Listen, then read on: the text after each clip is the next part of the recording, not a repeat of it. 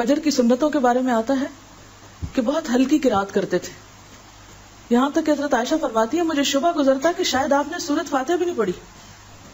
یعنی مختصر ترین. اس سے پہلے تہجد کی نماز طویل ترین ہوتی تھی. پھر آپ فجر کی سنتوں کی پہلی رکعت میں قل یا ایھا الکافرون اور دوسرے میں قل هو اللہ پڑھتے تھے, اور قرات بھی تیز ہوتی تھی. حضرت جابر بن سمرہ بیان کرتے ہیں کہ رسول اللہ صلی اللہ علیہ وسلم نماز فجر میں سورت قاف والقرآن المجید اور اس کی مانند کوئی اور سورت پڑھتے تھے. یعنی زیادہ یہ پڑھتے تھے یا اتنے ہی سائز کی کچھ اور. رسول اللہ صلی اللہ علیہ وسلم نے ہمیں مکہ فتح ہونے کے بعد فجر کی نماز پڑھائی. صحابہ کہتے ہیں پس سورت مؤمنون یعنی قد افلح المؤمنون شروع کی, یہاں تک کہ موسیٰ اور ہارون علیہ السلام یا عیسیٰ علیہ السلام کا ذکر آیا تو نبی صلی اللہ علیہ وسلم کو کھانسی آ گئی اور آپ رکوع میں چلے گئے. حضرت عمرو بن حریث روایت کرتے ہیں کہ انہوں نے رسول اللہ صلی اللہ علیہ وسلم کو نماز فجر میں واللیل اذا عسعس یعنی سورت تکویر پڑھتے ہوئے سنا, اذا الشمس کبرت. حضرت عقبہ بن عامر روایت کرتے ہیں کہ میں سفر میں رسول اللہ صلی اللہ علیہ وسلم کی اونٹنی کی مہار پکڑے ہوئے چل رہا تھا. آپ سفر میں نماز صبح کے لیے اترے تو آپ نے صبح کی نماز میں قل اعوذ برب الفلق اور قل اعوذ برب الناس پڑھی. اس سے کیا پتہ چلتا ہے, سفر میں جہاں قصر ہے وہاں نماز بھی مختصر, تاکہ سفر ختم ہو جائے, نہ کہ راستے میں اتنی لمبی بریک لیں. تو اس سے دین کی وسعت اور حالات کے تقاضوں کے مطابق اس کا ڈھلنا پتہ چلتا ہے.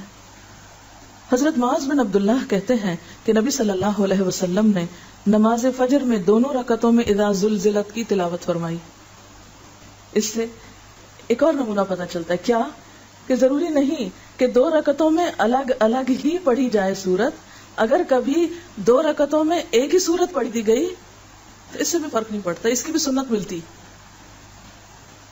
تو گویا ہمارے دین میں ریجیڈیٹی نہیں ہے, بلیک اینڈ وائٹ حکم نہیں ہے, حالات اور ضروریات کے مطابق مختلف سنتیں سکھائی گئی ہیں.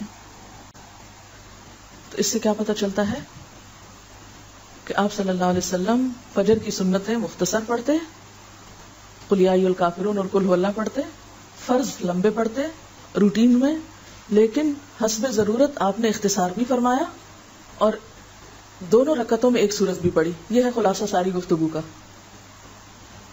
ظہر اور عصر کی نماز. حضرت ابو قتادہ سے روایت ہے کہ رسول اللہ صلی اللہ علیہ وسلم ظہر اور عصر کی پہلی 2 رکعتوں میں سورت فاتحہ اور کوئی ایک سورت پڑھتے, پچھلی 2 رکعتوں میں صرف فاتحہ پڑھتے, اور کبھی کبھار ہمیں ایک آدھ آیت بلند آواز سے پڑھ کر سنا دیتے.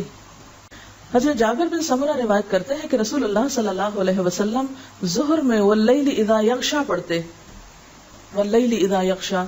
ایک اور روایت میں ہے سبح اسم ربک الاعلی, یعنی ظہر میں واللیل اذا یغشا اور سبح اسم ربک الاعلی.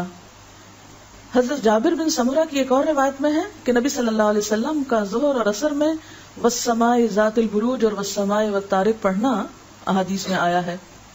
اب یہ دیکھیں نا, ان صورتوں کے تقریباً سائز ملتے جلتے ہیں, والسماء والطارق, سبح اسم ربک الاعلی, اور اسی طرح والسماء والطارق اور والسماء ذات البروج, یہ ظہر کے لیے.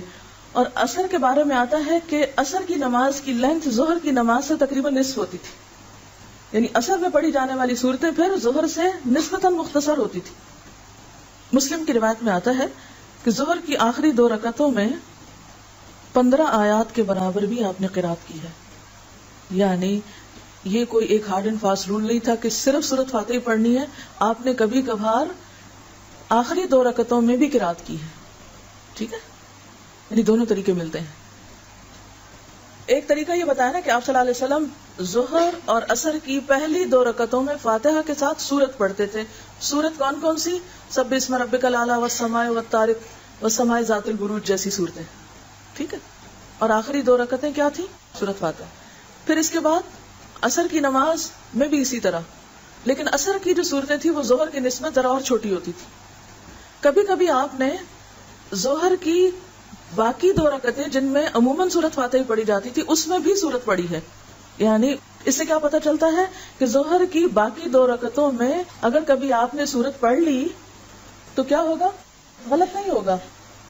نماز مغرب نماز مغرب میں حضرت جبیر بن مطعم روایت کرتے ہیں کہ میں نے نبی صلی اللہ علیہ وسلم کو نماز مغرب میں سورۃ طور پڑھتے ہوئے سنا ہے، سورۃ طور پڑھتے ہوئے سنا۔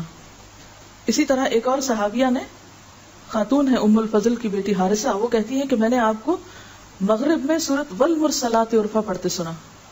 طور اور مرسلات ملتی جلتی ہیں سائز میں، لیکن آپ نے ہمیشہ مغرب کی نماز مختصر نہیں پڑھی، طویل بھی پڑھی ہے، حتیٰ کہ ایک روایت میں آتا ہے کہ آپ نے مغرب کی نماز سورۃ آراف کے ساتھ پڑھی اور اس سورت کو 2 رکعتوں میں پڑھ ڈالا، یعنی پورا کر دیا دونوں رکعتوں میں۔ لیکن یہ روز کا معمول نہیں تھا کہ مغرب میں آپ سورۃ آراف جتنی سورت پڑھیں۔ ایسا کیوں کیا؟ یعنی ضروری نہیں کہ مغرب ہمیشہ مختصر ہی ہوگی، مغرب طویل بھی پڑھی جا سکتی ہے۔ اس سے مغرب کا وقت بھی پتہ چلتا ہے کہ مغرب کا وقت عشاء سے پہلے تک رہتا ہے، اگرچہ افضل وقت جو ہے ابتدا کا ہے، لیکن اگر کوئی شخص شروع میں پڑھتا ہے اور پھر وہ طویل ہو جاتی ہے اور اندھیرا ہو جاتا ہے، جیسے فجر کی نماز میں اندھیرے سے روشنی ہو جاتی ہے، اسی طرح اگر مغرب میں روشنی سے اندھیرا ہو جاتا ہے، ذرا لمبی قرات کسی وقت ہو جاتی ہے، تو اس میں بھی حرج نہیں، اس کی رخصت ہے۔ پھر ہے نماز عشاء۔ حضرت براء بن عازب روایت کرتے ہیں کہ میں نے رسول اللہ صلی اللہ علیہ وسلم کو نماز عشاء میں والتین والزیتون پڑھتے ہوئے سنا، اور میں نے نبی صلی اللہ علیہ وسلم سے زیادہ خوش آواز کسی کو نہیں سنا۔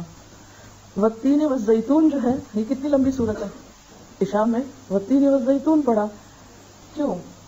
اس لیے کہ سارے دن کے لوگ کام کر کے تھکے ہوئے ہیں، اور آپ دیکھیں کہ آپ کی زندگی میں کوئی ایک روٹین کی زندگی نہیں تھی، ایک غزوے کے بعد دوسرا غزوہ، ایک مشکل کے بعد دوسری مشکل، اس میں پھر غیر معمولی حالات اکثر پیش آ جایا کرتے تھے۔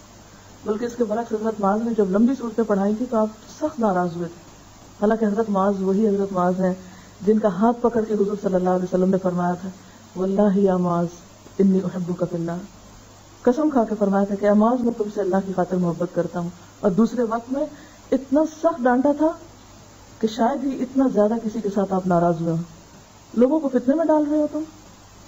تو یہ بھی آپ کی حکمت ہے کہ ایک وقت میں محبت کا اظہار اور بعض غلطیوں پر سختی سے گرفت، کیوں؟ اس لیے کہ اس میں لوگوں کی تکلیف تھی۔ حضرت معاذ بن جبل نے عشاء میں سورۃ بقرہ پڑھی، مقتدیوں میں سے ایک کھیتی باڑی کا کام کرنے والے نے سلام پھیر دیا، پھر اس نے رسول اللہ صلی اللہ علیہ وسلم کی خدمت میں حاضر ہو کر عرض کیا، اے اللہ کے رسول صلی اللہ علیہ وسلم، ہم لوگ اونٹوں والے ہیں، دن بھر مشقت کرتے ہیں۔ معاذ نے عشاء میں سورۃ بقرہ شروع کر دی، مجھے دن کے تھکے ہوئے کو لمبی قرات سے ملال ہوا۔ آپ صلی اللہ علیہ وسلم نے معاذ سے کہا، تم لوگوں کو نفرت دلاتے ہو اور فتنہ کھڑا کرتے ہو۔ آپ نے 3 مرتبہ یہ بات دہرائی، پھر فرمایا، جب تم جماعت کراؤ تو والشمس وضحاها اور واللیل اذا یغشی اور سبح اسم ربک الاعلی کی تلاوت کرو، اس لیے کہ تیرے پیچھے بوڑھے، کمزور اور ضرورت مند بھی نماز ادا کرتے ہیں۔ اب نماز جمعہ کے بارے میں حضرت نعمان بن بشیر روایت کرتے ہیں کہ رسول اللہ صلی اللہ علیہ وسلم دونوں عیدوں اور جمعہ کی نماز میں سبح اسم ربک الاعلی اور هل اتاک حدیث الغاشیہ پڑھتے تھے۔ نعمان بن بشیر کہتے ہیں جب عید اور جمعہ ایک دن میں جمع ہوتے تو پھر بھی نبی صلی اللہ علیہ وسلم یہ دونوں صورتیں دونوں نمازوں میں پڑھتے، یعنی صبح عید پڑھی، دوپہر کو جمعہ پڑھا، صبح بھی وہی صورتیں پڑھی، دوپہر بھی وہی پڑھی، یعنی اس میں آپ کی روٹین کافی ایک جیسی رہی ہے۔ حضرت عبید اللہ بن رافع سے روایت ہے کہ مروان نے حضرت ابو ہریرہ کو مدینہ کا گورنر مقرر کیا اور خود مکہ چلے گئے۔ حضرت ابو ہریرہ نے جمعہ کی نماز پڑھائی اور اس میں سورۃ جمعہ اور منافقون پڑھی اور کہا کہ ان صورتوں کو جمعہ میں پڑھتے ہوئے میں نے رسول اللہ صلی اللہ علیہ وسلم کو سنا، یعنی ہمیشہ ہی یہ 2 صورتیں نہیں پڑھی، آپ نے سورۃ منافقون اور سورۃ الجمعہ بھی پڑھی۔ اسی طرح ایک تیسری روایت میں قاف والقرآن المجید اور اقتربت الساعہ کے پڑھنے کا بھی ذکر ملتا ہے۔ کون کون سی؟